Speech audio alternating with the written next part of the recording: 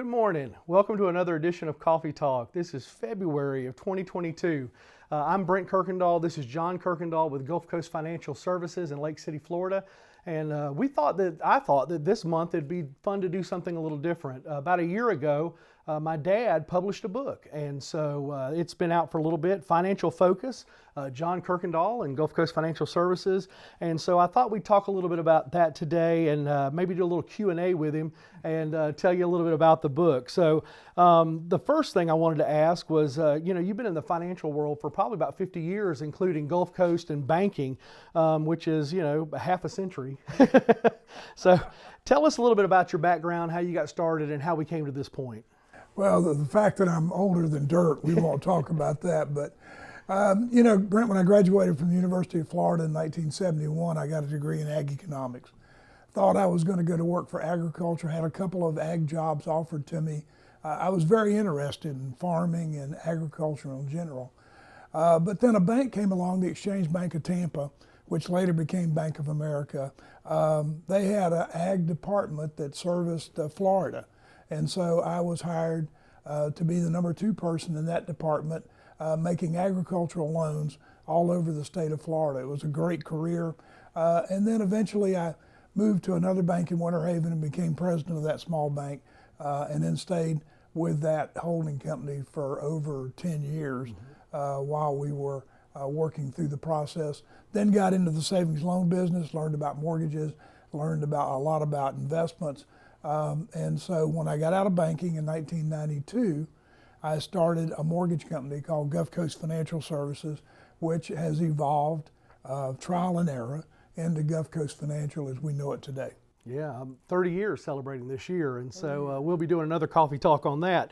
Hard to believe it's been that long. So at this stage in your life, what inspired you, I guess, to write Financial Focus or to author that? Well, we had a lot of material from our podcast, and so it was pretty easy to talk about income allocation and income planning, which was something that a lot of people weren't doing at the time. And so I wanted to put that in a book and make it simple for people to read about income allocation. And it really is. It's kind of in thought process form in the book, chapter by chapter, just things that come to mind. A lot of it is questions that customers and people that we know have asked, things that we've come across, things that have troubled people or been obstacles for people as they've tried to reach retirement.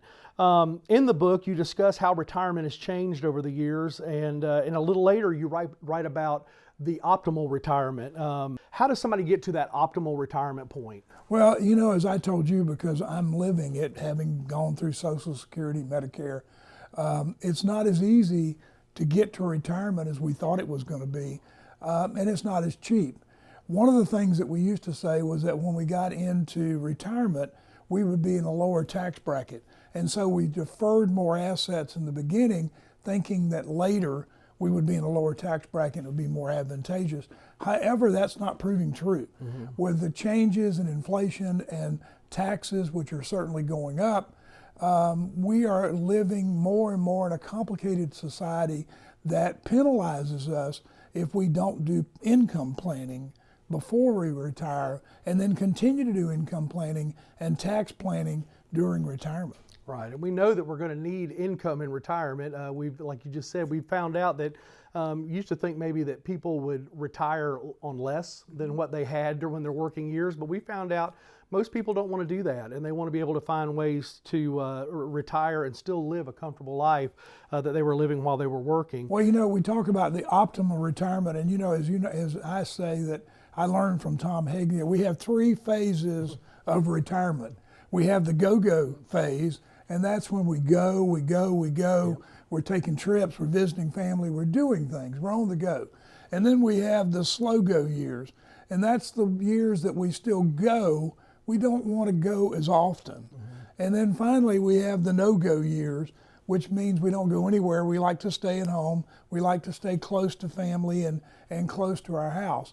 And so what we want to make sure is that people have enough money that during those go-go years, they can enjoy themselves, they can do the things they want to, so that we don't run out of money in our later years. One of the worst things that a retiree can tell you will happen is if they run out of money. Right. Because we have no way of making money back. And in the book, you devote a lot of chapters or a lot of time and thought process to income planning and income allocation. And really that's the gist of that, is being able to have income in retirement. And there are people out there that are retiring just on Social Security. Yeah, 40% of Americans retire on Social Security. The average Social Security check is $1,800 a month. Now, if you're a couple and you're getting 2 Social Security checks, that's great. But what happens if one person passes away? I lose 1 Social Security check. I get to keep the highest. Right. And so in some cases, surviving spouse can take as much as a 40% to 50% cut in pay during their final years of retirement. It's true.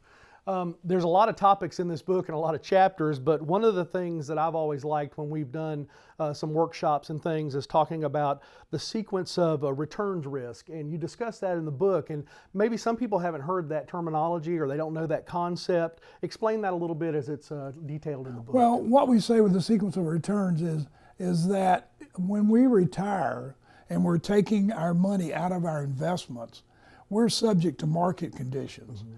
So if I take a 10-year period and I run the numbers and it shows that I have enough money, and a lot of times if we reverse that and we take money out in a reverse order where we have losses in the beginning, the market's not good for us, then we end up crashing our portfolio or not having enough money to live on.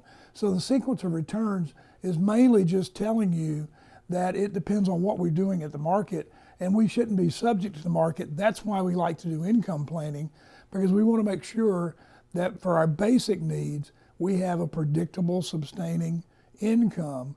Income for retirees changed back in the 80s. We did away with defined benefit plans, we did away with pensions, and that monthly check that everybody got. I always thought the postal workers were great because they got that check every month. My uncle, I remember, he retired with a great retirement. Well, that generation's gone, and the new generation has to live on the money that we put up in our 401ks, our 403bs, and the money that we've saved, because during retirement, the thing you have to remember is you're paying yourself. Yeah. Well, the book is called Financial Focus, and it's authored by my dad, so I'm kind of proud of that. And anything else you want to say about that real quick before we go? No, I mean, there's a lot of different topics. If anybody'd like a copy, we'd be glad to give you one. Just give us a call or message us on our website and let us know. We'd be glad to send you one. I'm kind of proud of it. I always wanted to write a book. No, I did. You can also listen to the podcast that he mentioned as we talked a little bit earlier. It's on our website as well, correct? Correct. We have all the past podcasts, and we do a podcast every week. Right, and it's a kind of an interview process there, talking about different financial topics that are important.